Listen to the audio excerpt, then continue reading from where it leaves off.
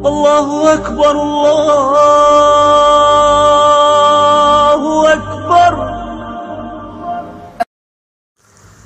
السلام علیکم، میرا نام ہے محمد علی اور آپ لوگ میرا چینل دیکھ رہے ہیں فینس آف ہسٹری آف اسلام۔ تو آج ہم بات کریں گے شہید کسے کہا جاتا ہے۔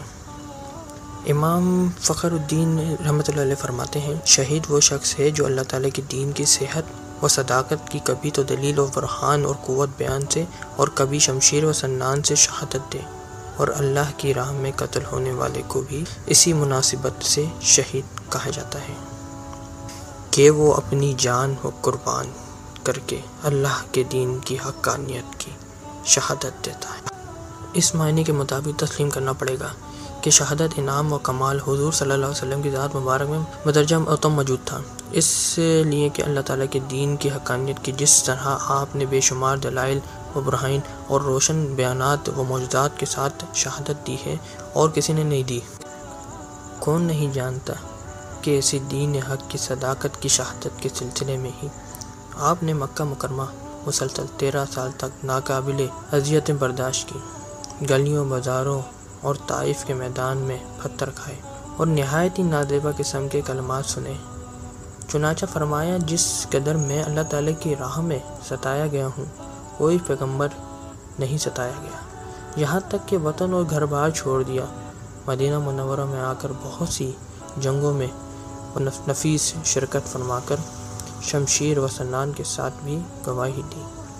دندان مبارک شہید ہوا، زخمی بھی ہوئے، فرق رہ گیا تو صرف روح اقدس کے نکلنے کا، اور وہ میدان جنگ میں اس لیے نہیں نکلی کہ اللہ تعالیٰ نے آپ سے یہ وعدہ فرمایا، واللہ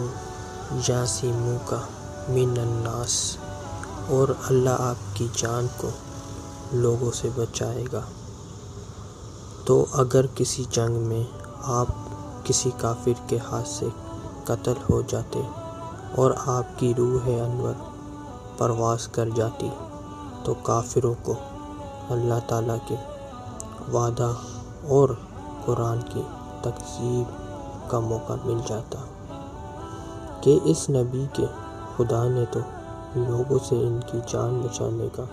وعدہ کیا تھا، تو پھر اس نے کیوں نہیں بچائی؟ ہم نے تو فلاں جنگ میں ان کا کام تمام کر دیا تھا۔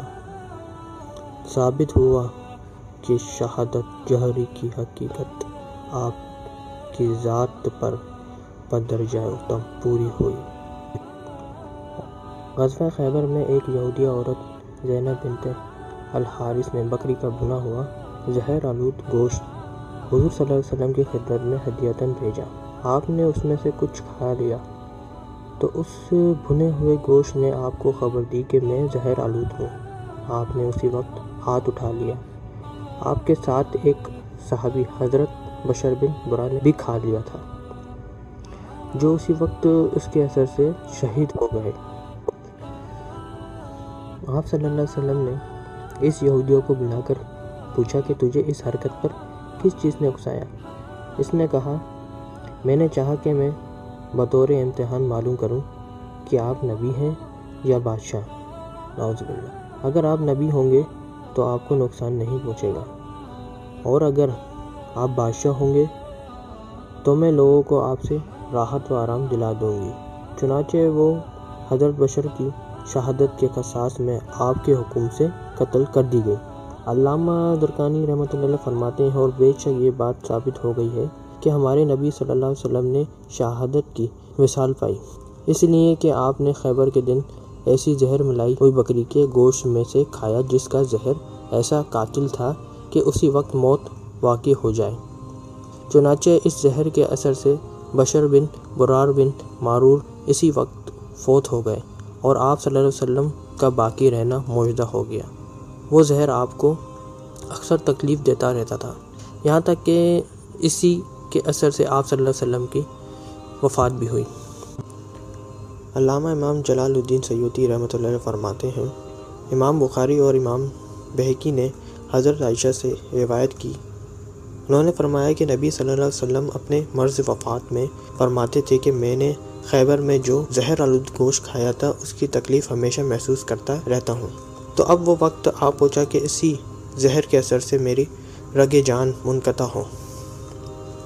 معلوم ہوا کہ جس طرح شہادت جوہری کی حقیقت آپ صلی اللہ علیہ وسلم کی ذات پر پوری ہوئی، اسی طرح شہادت سحری کی حقیقت بھی آپ کی ذات پر پوری ہوئی۔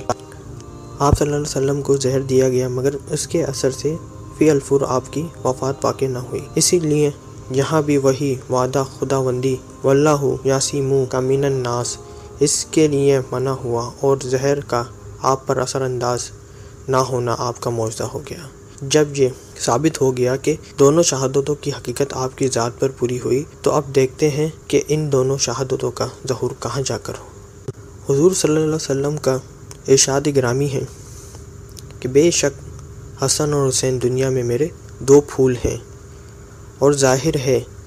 پھل اور پھول میں جمال و کمال حقیقت میں اصل کا ہی ہوتا ہے، تو ان دونوں پھولوں کو اصل سے جمال کا فیض بھی ملا اور کمال کا فیض بھی۔ چنانچہ حضرت علی کرم اللہ وجہ فرماتے ہیں کہ حسن سینے سے لے کر سر تک رسول اللہ صلی اللہ علیہ وسلم کے مشابہ، اور حسین سینے سے لے کر نیچے تک آپ صلی اللہ علیہ وسلم کے مشابہ ہیں۔ اعلیٰ حضرت امام اہل سنت و مولانا شاہ احمد رضا خان صاحب رحمۃ اللہ علیہ فرماتے ہیں، ایک سینے تک مشابہ، ایک وہاں سے پاؤں تک، حسن سب تین ان کے جاموں میں ہے نمایاں نور کا، صاف شکل پاک ہے دونوں کے ملنے سے حیا، خط تمام میں لکھا ہے یہ دو ورقہ نور کا۔